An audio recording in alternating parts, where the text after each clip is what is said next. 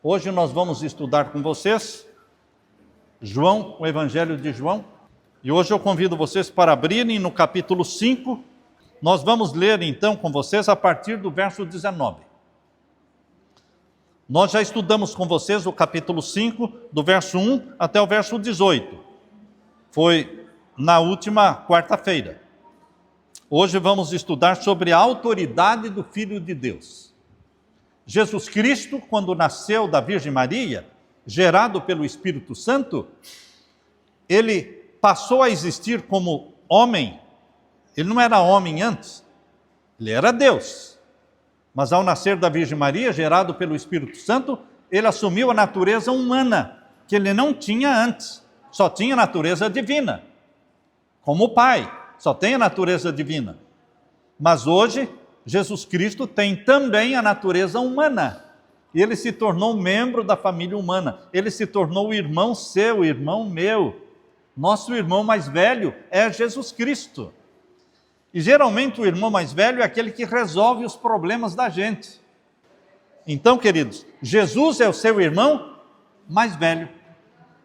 Ele resolve os problemas seus, financeiros, também financeiros, de saúde, de doença, ele resolve os problemas.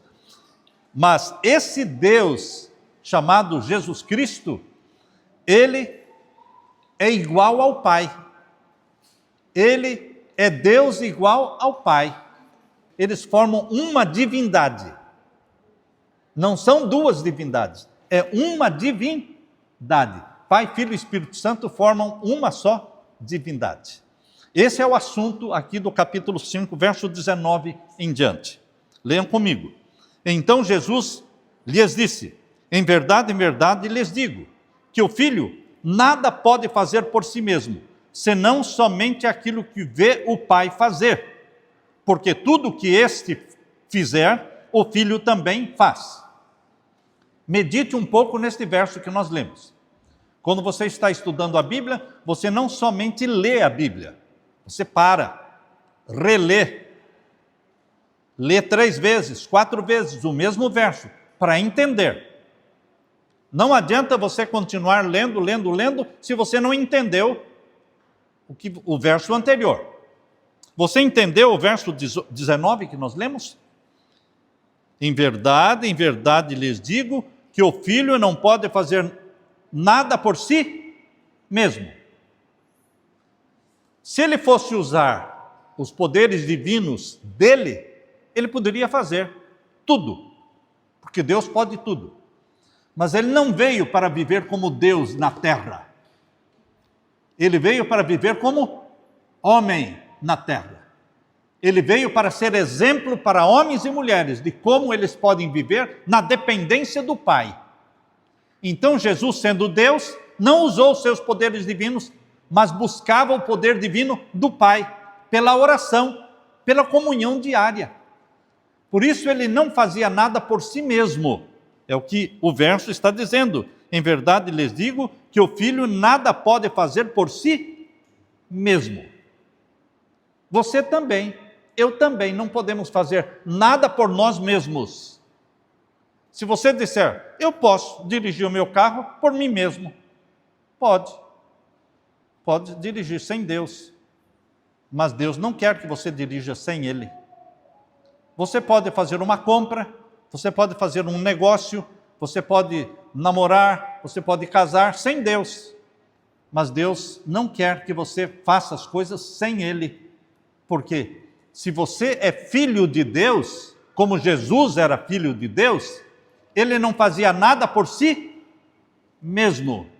Ele fazia na dependência do Pai, com a aprovação do Pai, com a bênção do Pai.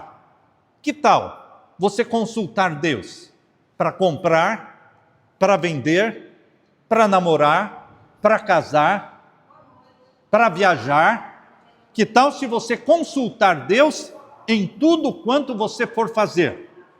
Porque você é filho e é filha de Deus. Por isso aqui o verso está dizendo que Deus, o Filho, ele escolheu não fazer nada por si mesmo, senão somente aquilo que vê o Pai fazer. porque tudo o que este fizer, o Filho também faz. Agora o verso 20. Porque o Pai ama o Filho, leiam comigo, e lhe mostra tudo o que faz. E maiores obras do que estas lhe mostrará, para que vocês fiquem maravilhados. Verso 21. Pois assim como o Pai ressuscita e vivifica os mortos, assim também o Filho vivifica aqueles a quem quer. O Pai ressuscita os mortos, o Pai vivifica os mortos, o Filho também, ele tem poder para fazer isso. Porque ele é Deus. Mas, como homem, ele também ressuscitou mortos. Lembrem-se que quando Jesus ressuscitou Lázaro, ele orou ao Pai antes de ressuscitar Lázaro. Será que Jesus podia ressuscitar Lázaro sem orar para o Pai? Sim ou não? Podia. Podia. Ele deixou de ser Deus quando ele viveu na terra? Não. Mas ele não usava os seus poderes divinos. Ele só usava os poderes divinos do Pai. Por isso ele é um exemplo para você de um homem que pode viver na dependência do Pai. Por isso, podendo ressuscitar Lázaro sem fazer nenhuma oração, sem depender do Pai, essa era a intenção de Satanás. Vocês sabiam que a tentação de Satanás para Jesus era tentação positiva? Fazer coisas boas por si mesmo. Ressuscitar Lázaro não seria uma coisa boa? Uma coisa ótima. Não seria coisa ótima ressuscitar Lázaro? Satanás tentou Jesus a ressuscitar Lázaro sem orar, sem depender do Pai. Ele podia ou não podia? Podia. Mas se ele fizesse isso, ele não seria exemplo para você. Ele não seria o nosso exemplo. Porque nós não somos deuses, nós somos seres humanos. E Jesus veio para mostrar como um ser humano pode viver na dependência de Deus. Ele é o nosso exemplo, não como Deus, ele é o nosso exemplo como homem. Por isso, antes de ressuscitar Lázaro, ele orou ao Pai. Disse: Pai, graças te dou porque sempre me ouves. E ele então pediu que Lázaro saísse para fora do túmulo e Lázaro saiu. Perfeito, saudável, ressuscitado depois de 4 dias morto. Ele foi ressuscitado. Jesus fez em nome e pelo poder do Pai. Será que seres humanos podem ressuscitar mortos pelo poder do Pai? Vocês se lembram de alguém que não era Jesus e que ressuscitou mortos? Pedro. Pedro ressuscitou Dorcas, não? Dorcas. Vocês se lembram de alguém que não era nem Pedro, nem Jesus, que também ressuscitou mortos? Paulo, um rapaz caiu de uma janela alta, ele dormiu. É bom não dormir dentro da igreja, viu? Porque Eutico estava sentado numa parede alta assistindo a pregação de Paulo e dormiu. E caiu lá da parede e morreu. E aí Paulo parou com tudo, foi lá e ressuscitou Eutico. Está na Bíblia. Mas como é que Pedro ressuscitou mortos? Como é que Paulo ressuscitou mortos? Você pode estar pensando: eu pensei que só Jesus, só Deus podia ressuscitar mortos. Jesus ressuscitou Lázaro, Jesus ressuscitou a filha de Jairo, Jesus ressuscitou o filho da viúva de Naim, mas sempre pelo poder do Pai. Mostrando que se você for fiel a Deus, se você estiver em comunhão plena com Deus, você também fará as obras que Ele fez. Deus também abençoará você e ouvirá suas orações. Por isso que Jesus está dizendo aqui que Ele não fazia nada por si mesmo. Agora leia para mim o verso 22. Verso 22. Todos acharam aí? Verso 22. O Pai não julga ninguém, mas confiou todo o julgamento ao Filho. Quem é o juiz que está sentado no trono para julgar? Deus o Pai. Deus o Pai é o juiz. Mas aqui está falando que Deus o Pai escolheu não julgar. Estão entendendo? Ele é quem está sentado no trono para poder julgar cada ser humano. Tudo que você faz de bom e de ruim é registrado. Tudo é escrito no livro do céu. Deus tem registro de ações, de palavras, de pensamentos e de intenções suas. Está tudo registrado.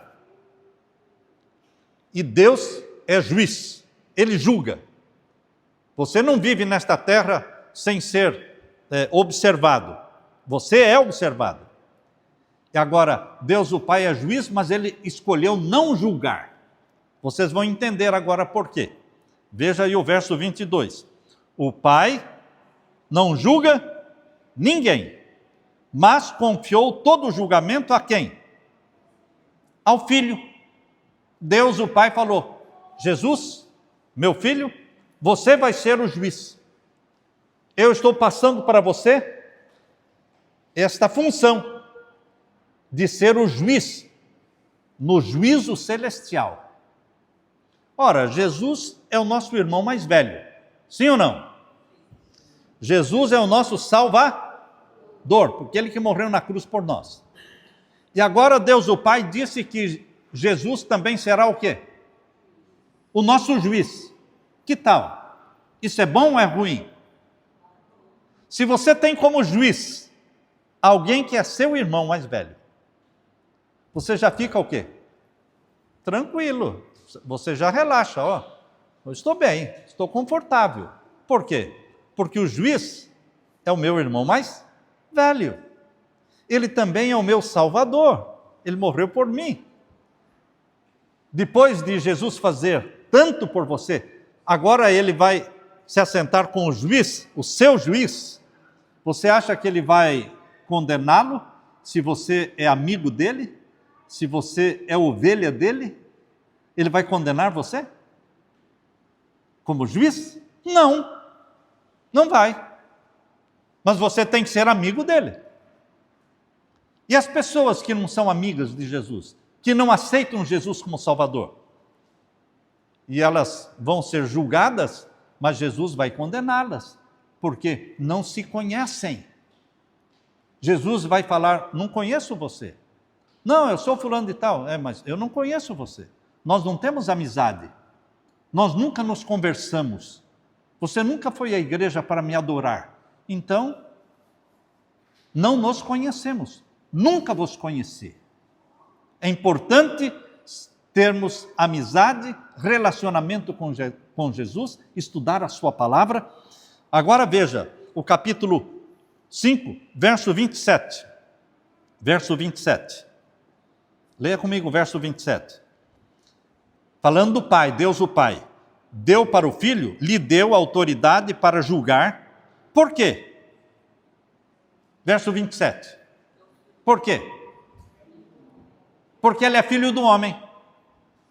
Você acha que uma pessoa que seja humana pode julgar melhor um ser humano? Pode julgar melhor um ser humano, porque tem os sentimentos humanos. Jesus chora como você chora. Jesus sentia dor como você sente dor. Jesus sentia fome como você sente fome.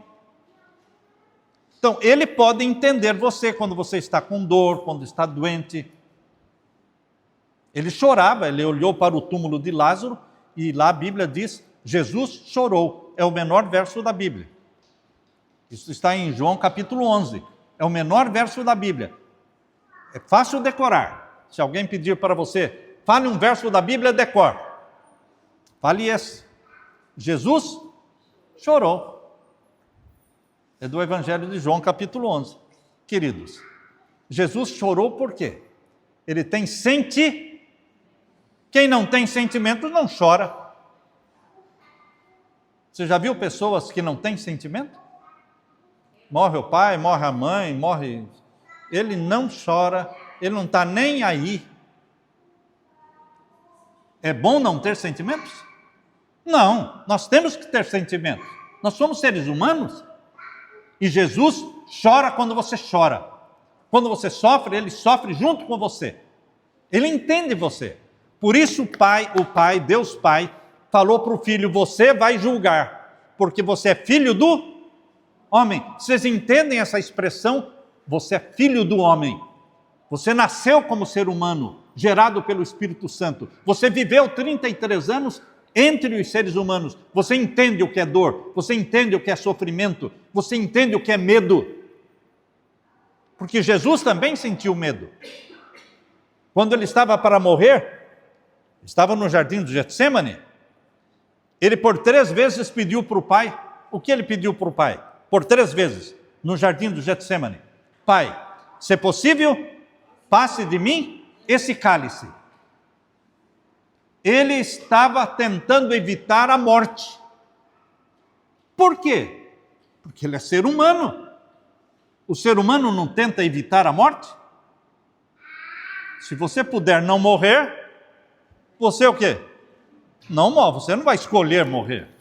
Tá certo? Então, Jesus, ele tinha sentimentos humanos, mas, embora ele pedisse para o Pai, se fosse possível, passasse dele o cálice da morte, ele não terminou a oração assim.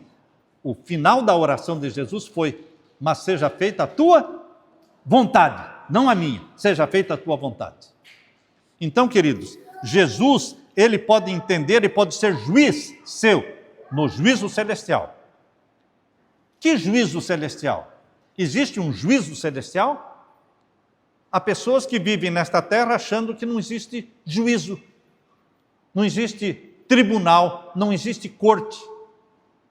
Todos nós seremos julgados, todos. Por que existe um juízo celestial? Para ver quem é bom, quem é ruim, quem ama a Deus e quem não ama, quem perdoa e quem não perdoa. Entende? Esse mundo não está cheio de gente má? Você conhece gente má? Maligna? Traficante? Que mata? Feminicídio? Todo dia tem feminicídio. Maridos matando esposa. O nosso mundo é mau. Por isso as pessoas vão ser julgadas. Aquelas que fazem o bem se salvarão. Porque os que fazem o bem é porque têm o amor de Deus no coração. Tem Deus no coração. E os que fazem o mal serão condenados. Então, queridos, existe um juízo, um acerto de contas. Você vai responder pelos seus atos. Animais não respondem pelos seus atos. Você não vai levar a juízo, a julgamento, um cachorro porque mordeu alguém. Não, porque os animais não respondem por seus atos. Mas você não é animal, você é um ser humano criado à imagem e semelhança de Deus, racional. E você responde pelos seus atos. Por isso existe um juízo, onde o juiz é quem? Jesus Cristo. Você sabe quem é o acusador neste juízo? Porque pode ter um juízo sem o acusador? Não pode ter. Porque quando você é levado a juízo, alguém tem que falar o que você fez. É o promotor. O promotor vai acusar você. E vai ter um advogado de defesa. E vai ter o juiz. O juiz é Jesus. E o advogado também é Jesus. Onde é que diz que Jesus também é o advogado? 1 João capítulo 2, verso 1. Abra sua Bíblia. 1 João, bem no finalzinho da Bíblia. Bem no finalzinho da Bíblia, antes de Apocalipse. Apocalipse é o último livro. A primeira carta de João, capítulo 2, verso 1. Verso 1. Lá em João capítulo 5, nós lemos que Jesus foi escolhido por Deus o Pai para ser nosso juiz. E agora vamos ler aqui em 1 João capítulo 2, verso 1, que Deus o Pai também escolheu que Jesus fosse seu advogado. Você, meu irmão, está com tudo. Você está com tudo. Ter Jesus como juiz, ter Jesus como advogado, O que você vai temer? Qual é o medo seu? Você está com tudo. Você não vai ser condenado. Vai ser julgado, mas não vai ser condenado. Não há condenação para os que estão em Cristo Jesus. Todos acharam? Vamos ler juntos? 1 João capítulo 2, verso 1. Leiam comigo. Meus filhinhos, olha que bonito como Deus fala com você, chamando você de filhinhos. Não é uma forma carinhosa? Deus é carinhoso com você. Meus filhinhos, escrevo-lhes estas coisas para que vocês não pequem. Estou escrevendo para vocês para que vocês não pequem. O que é pecar? Mentir, roubar, maltratar, desonrar pai e mãe, adorar imagens. Isso é pecado. Então aqui diz, eu escrevo para vocês para que vocês não pequem.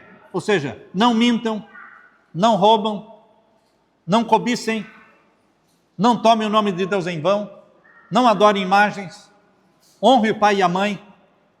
Eu escrevo para que vocês não pequem. Estou explicando o que a Bíblia explica, o que é pecado. Pecado é a transgressão da lei de Deus. Deus não quer que você peque. Verso 1, estamos lendo. Continue. Mas se alguém pecar, será que alguém vai pecar? O que acha? Hein? Será que alguém vai pecar? Alguém aqui não peca? Levanta a mão quem não peca. Acabou de pecar. Acabou de pecar porque mentiu, né? Se eu perguntar, alguém aqui não peca e a pessoa levanta a mão, acabou de pecar. Porque mentiu, porque peca. Quem que não peca? Só Jesus não pecou. Só Jesus não pecou. Então, quando a Bíblia diz aqui, olha, é para mim e para você. E o pastor Samuel também peca? Óbvio, sou pecador. Por isso está dizendo, meus filhinhos, escrevo-lhes estas coisas para que vocês não pequem. O desejo de Deus para você é que você não peque. Mas se você pecar, está escrito aí? Se alguém pecar, temos o quê? Advogado. Está escrito aí? Leia aí. Temos advogado. Geralmente o advogado cobra caro. Entendeu? Esse advogado aqui, com letra A maiúsculo aí, está vendo que o A está maiúsculo? Na minha Bíblia aqui, o A do advogado está maiúsculo, quer dizer, o advogado é o Senhor advogado, que é Jesus Cristo. Temos advogado junto ao Pai. Junto ao trono do Pai, existe o quê? Um advogado. E aí diz o nome dele. Qual é? Jesus Cristo, o justo. O único justo. Não existe outro justo. Só Jesus viveu vida justa. E como é que ele defende você como advogado seu? Porque ele acredita para você a justiça dele. Diante do Pai, você aparece como mentiroso, mas você pediu perdão. E o que Jesus fala? Pai, ele era mentiroso, mas eu nunca menti. E eu estou dando para ele a minha justiça. Então ele é justo, porque eu tenho justiça para dar para ele.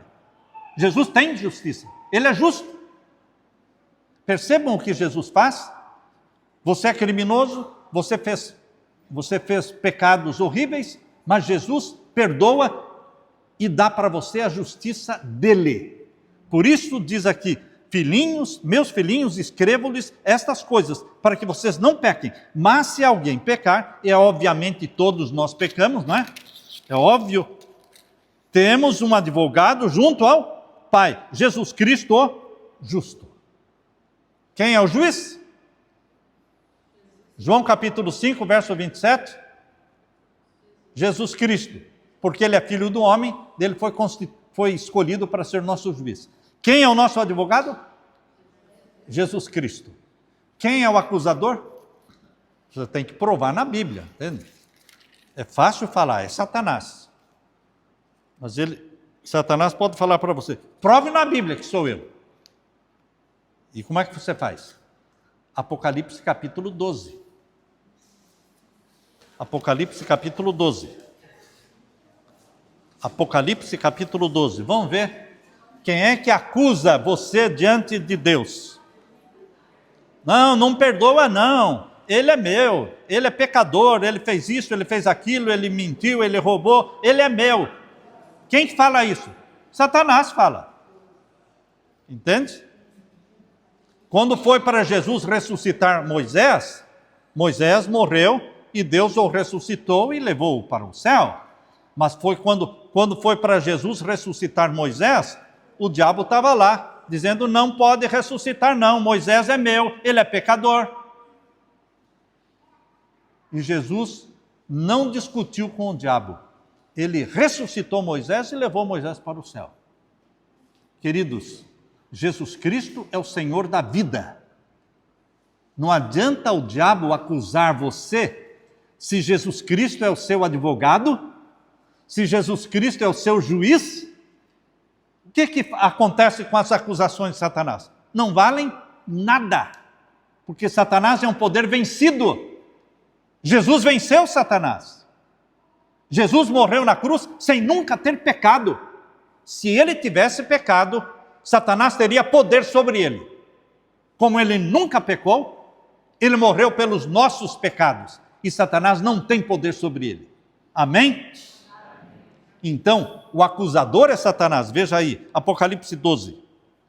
12 e o verso 10. Verso 10. Leiam comigo. Então ouvi uma voz forte no céu, proclamando, agora veio a salvação, o poder, o reino do nosso Deus e a autoridade do seu Cristo, pois foi expulso o acusador dos nossos irmãos, o mesmo que os acusa de dia e de noite diante do nosso Deus. Foi expulso quem? O acusador de nossos irmãos. Quem é esse acusador que foi expulso? Quem é? Verso 9. Verso 9. Foi expulso, verso 9. Olhem na Bíblia. Foi expulso o grande dragão, a antiga serpente, que se chama o diabo e Satanás, sedutor de todo mundo. Ele foi atirado para a terra e com ele os seus anjos. Quem foi expulso do céu? Satanás. E aqui diz que ele é o acusador dos irmãos de Cristo. Ele é o acusador, mas Jesus é o advogado. E Jesus nunca perdeu nenhuma causa. Vocês acham que Jesus vai perder? Não, ele não perde para Satanás.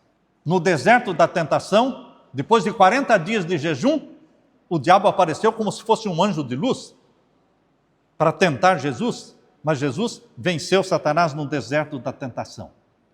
Quando Jesus morreu e foi sepultado, Satanás estava do lado do túmulo de Jesus para impedir que ele ressuscitasse.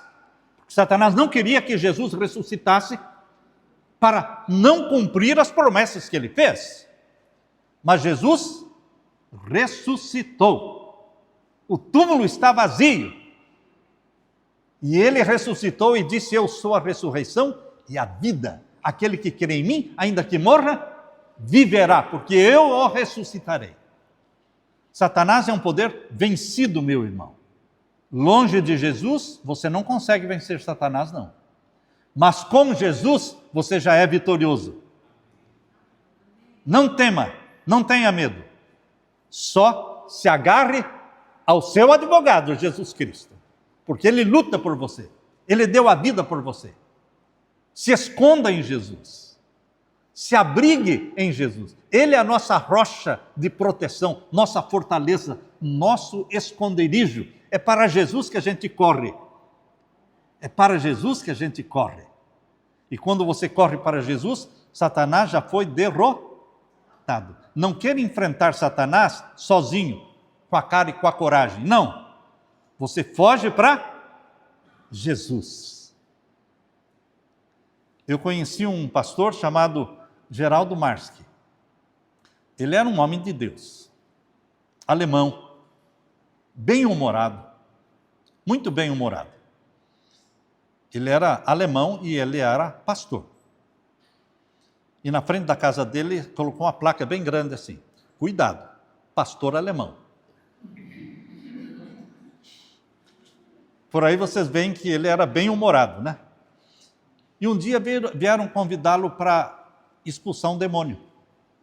Sabe o que é expulsar demônio? Quando o demônio se aposta das pessoas ficam endemoniadas, a voz não é da pessoa. Vieram chamá-lo em casa. Ele disse para os irmãos que vieram buscá-lo: vocês podem ir que daqui a pouco eu vou. E passou 10 minutos, 20 minutos, e eles foram e ele não ia. E a esposa, não é? A esposa sempre fica olhando não é? As ações do marido. Geraldo, você não vai? Não, eu vou daqui a pouco. Ele foi, em vez de ir enfrentar o diabo, ele foi para o escritório dele e se ajoelhou e orou, e orou, e orou. 5 minutos, 10 minutos, depois de um tempo, ele pegou a Bíblia dele, saiu caminhando e foi. Mas rapidinho ele voltou. E rapidinho, quando ele voltou, a esposa, em pé na porta, disse: o que aconteceu, Geraldo? Você já voltou? Sim, já voltei. E o demônio? Quando eu cheguei lá, ele já tinha ido embora. Ela disse: nem o demônio aguenta esperar por você. Porque ele era um homem muito calmo, ele era muito calmo. Queridos, mas ele não demorou por demorar. Ele demorou o quê? Fazendo o quê? Oração. Ele foi enfrentar o demônio com a cara e com a coragem? Não. Ele correu para quem? Para Jesus, meu irmão. É para Jesus que você corre. E quando o demônio percebe que você está ajoelhado aos pés de Jesus, ele já vai embora, porque não adianta, ele vai ser expulso mesmo. Entende? Ele coloca o rabinho debaixo, no meio das pernas e vai embora, porque com Jesus o diabo não pode. Agora nós nos escondemos em Jesus. O nome santo e poderoso é Jesus. Apegue-se a este nome, use este nome, dia e noite. Clame por esse nome, Jesus, meu advogado, meu Salvador, Jesus, meu querido juiz. Ele estende a mão para você. Ele é o nosso socorro, bem presente na hora da angústia. Você aceita Jesus como seu Salvador, como seu advogado, como seu juiz? Quero ver a mão. Se você aceita Jesus como seu advogado, como seu Salvador, como seu juiz, fique com a mão levantada, eu quero orar por você. Pai querido que estás nos céus, o Senhor constituiu Jesus Cristo para ser nosso advogado e nosso juiz, e também nosso Salvador, porque Ele morreu por nós. Aqui estamos com as mãos levantadas, dizendo para o mundo inteiro, para o universo todo, que nós aceitamos a Jesus como nosso Salvador, como nosso advogado e também como nosso juiz. Quando o mal se aproximar, quando a tentação chegar, nós vamos correr para Jesus, nós vamos nos esconder em Jesus, nós vamos clamar pelo nome santo e poderoso Jesus. É o nome que expulsa os demônios, é o nome que cura as enfermidades, é o nome que ressuscita os mortos. Derrama o Espírito Santo sobre mim e sobre os meus irmãos, todos que estamos aqui, pois é em nome de Jesus que pedimos e todos dizemos amém, Senhor. Amém, Senhor. Louvado seja Deus.